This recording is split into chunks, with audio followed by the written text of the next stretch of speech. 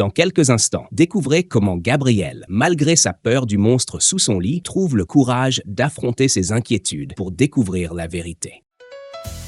Les histoires du soir. Active la cloche pour être le premier à voir nos prochaines vidéos. Le petit monstre sous le lit.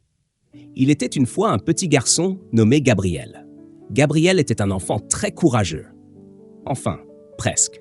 Chaque soir, à l'heure du coucher, une drôle de sensation l'envahissait. Il était persuadé qu'un monstre vivait sous son lit. Ce n'était pas un monstre géant, non, mais quelque chose de petit, de la taille d'un chat. Chaque nuit, Gabriel était certain d'entendre des bruits légers, comme si quelque chose bougeait sous son lit. Sa maman, voyant bien que Gabriel était inquiet, décida de l'aider. Pendant plusieurs soirs, avant de le coucher, elle se penchait vers le lit, tapotait doucement le matelas et disait à haute voix « Si tu es là, monstre, montre-toi !» Mais chaque soir, il ne se passait rien. Pas de réponse, pas de mouvement. « Tu vois, Gabriel, il n'y a rien sous ton lit !» disait-elle en souriant pour le rassurer. Mais Gabriel n'en était pas si sûr. Il savait qu'il se passait quelque chose de bizarre. Les bruits sous son lit continuaient, toujours discrets, mais bien là. Après plusieurs nuits sans réponse, il décida qu'il était temps de prendre son courage à deux mains. Un soir, alors que sa maman lui avait déjà souhaité bonne nuit, Gabriel se redressa dans son lit. Son cœur battait fort.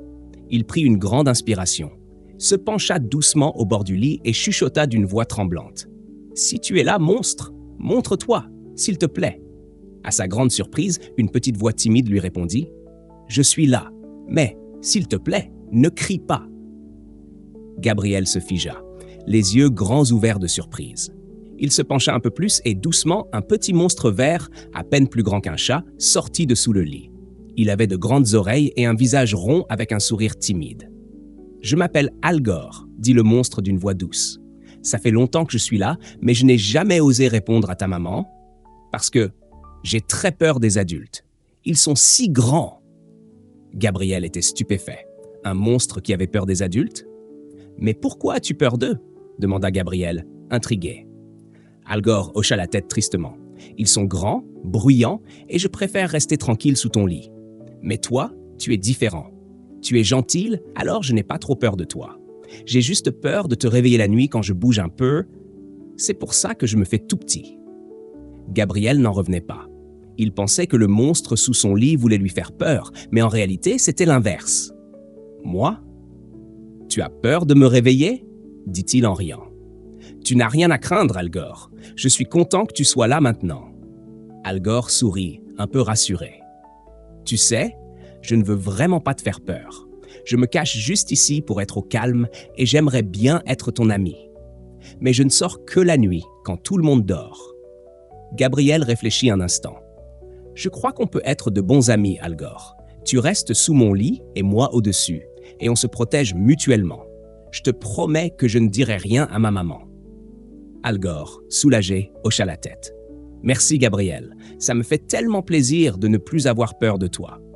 En fait, je pourrais veiller sur toi pendant que tu dors.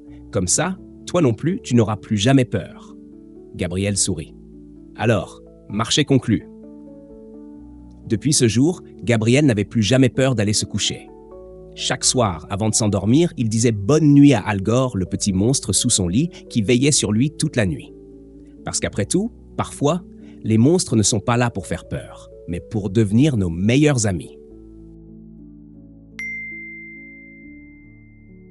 Si tu as aimé cette histoire, pense à mettre un j'aime ou à t'abonner.